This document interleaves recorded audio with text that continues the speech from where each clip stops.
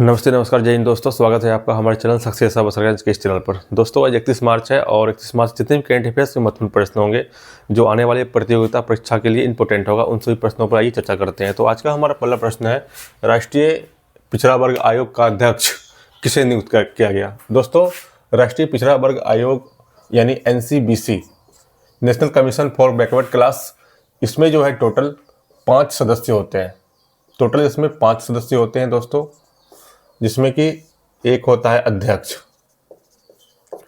एक अध्यक्ष होते हैं, दूसरा होता है उपाध्यक्ष, एक अध्यक्ष हो गए, दूसरा उपाध्यक्ष होता है और 3 जो है अन्य सदस्य होते हैं। 3 इसमें अन्य सदस्य होते हैं दोस्तों। तो अभी जो है नियुक्त किया गया है नया अध्यक्ष, तो उनका नाम है साध्वी निरंजना ज्योति।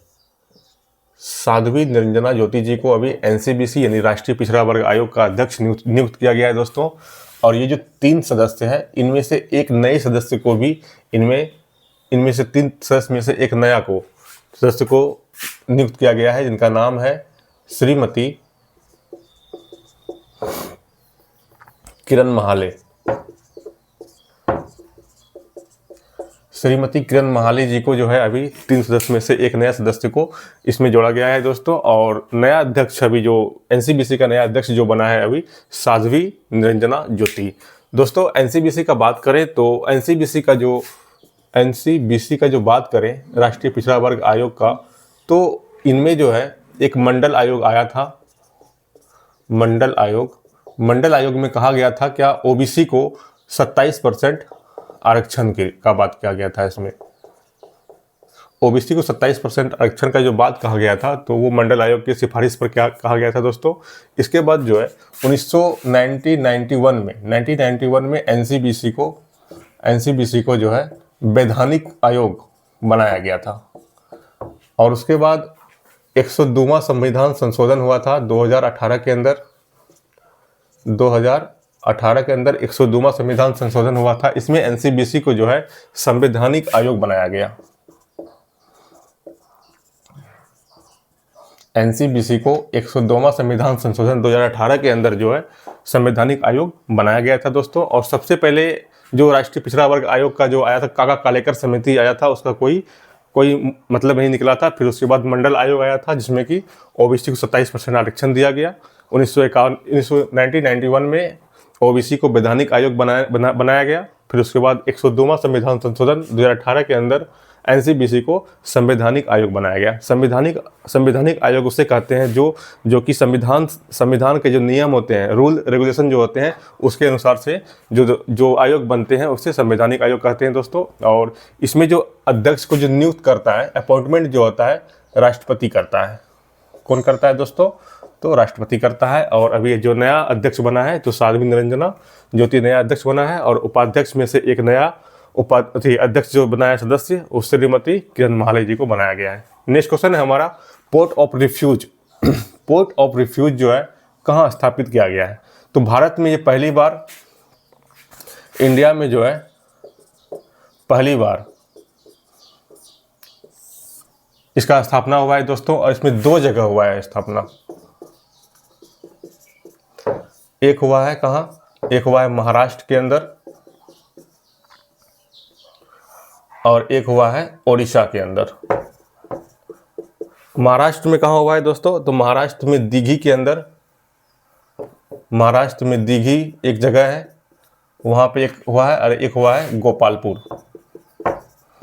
गोपालपुर उड़ीसा के अंदर जो है ये पोर्ट का स्थापना हुआ है। ये जो पोर्ट ऑफ रिफ्यूज है, इसका उद्देश्य क्या है? इसका उद्देश्य है फंसे हुए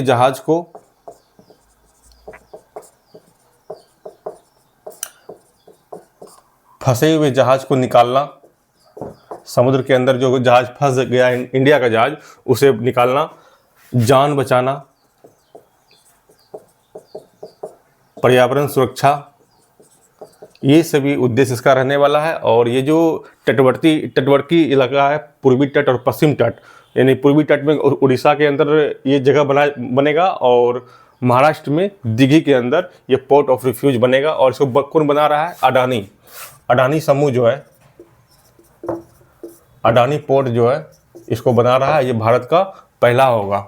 ये पहला जो 2 जगह बन रहा है, ये भारत में पहली बार बन रहा है। नेक्स्ट क्वेश्चन है हमारा, देश की जो है पहली हाइड्रोजन ट्रेन।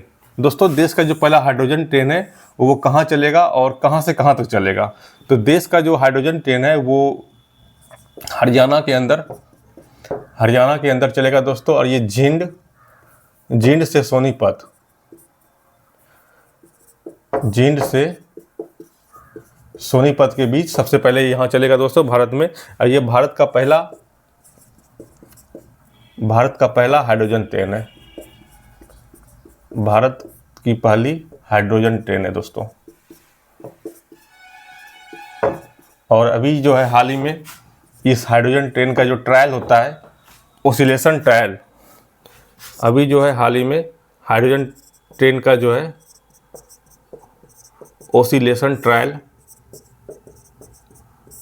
संपन्न हुआ है दोस्तों। ओसिलेशन ट्रायल संपन्न हुआ। ओसिलेशन ट्रायल का मतलब है कि ट्रेन को चला करके चेक किया जा रहा है उसका स्पीड कैसा है, अंदर जो यात्री बैठे हैं वो कंफर्टेबल फील कर रहे हैं या नहीं फील कर रहे हैं, चलने में सही है या नहीं सही है। ये सभी का ट्रायल अभी संपन्न हुआ है। और ये सबसे पहले भारत में पहला ये होगा जो कि स्टार्ट होगा सबसे पहले हरियाणा राज्य में जींद से सोनीपत के बीच चलेगी दोस्तों। नेक्स्ट क्वेश्चन है हमारा, टुगुस्का मिसाइल सिस्टम समझौता। दोस्तों टुगुस्का मिसाइल सिस्टम समझौता जो है ये एयर डिफेंस सिस्टम प्रणाली है।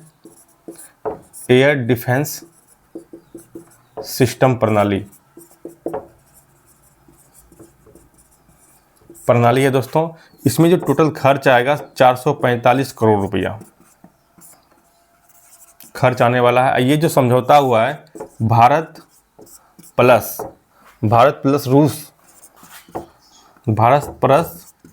रूस के बीच ये समझौता हुआ है दोस्तों। और ये जो टुगुस्का मिसाइल जो है, यह मिसाइल किसी भी मौसम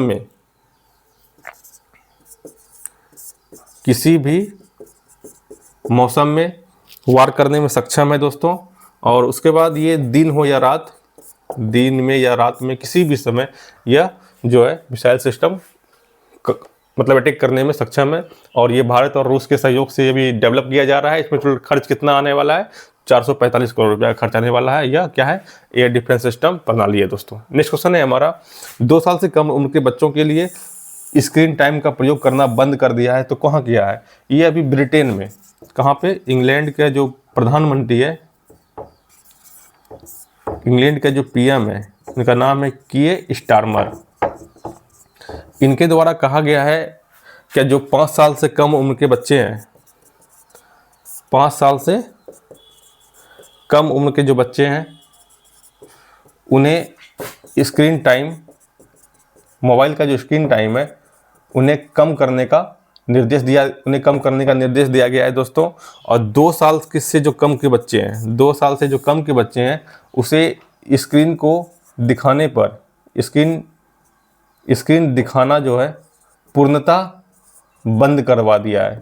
मतलब 2 साल से जो कम बच्चे हैं उसे स्क्रीन नहीं दिखाना है। अब 5 साल से जो कम है, मतलब कहने का मतलब ये हुआ कि 2 साल से जो 5 साल के जो बच्चे होंगे वो उसे लिमिट समय के लिए मोबाइल का स्क्रीन टाइम दिखाना है। लगभग 1 घंटा प्रतिदिन के हिसाब से उसे स्क्रीन टाइम दिखाने का आह्वान किया गया है। कहाँ पे? इंग्लैंड में जो है वहाँ के PM है कीयर स्टारमर, उसके द्वारा नागरिकों का यह सुझाव दिया गया है दोस्तों। नेक्स्ट क्वेश्चन, आइए हम फिर से रिवीजन कर लेते हैं। मेरा पहला प्रश्न था, राष्ट्रीय पिछड़ा वर्ग आयोग का अध्यक्ष राष्ट्रपति के द्वारा इसका अध्यक्ष का नियुक्ति होता है दोस्तों। और अभी किसे किया गया है? तो साध्वी निरंजना ज्योति को किया गया है। उसमें से एक सदस्य को भी नियुक्त किया गया है, श्रीमती किरण महाले को।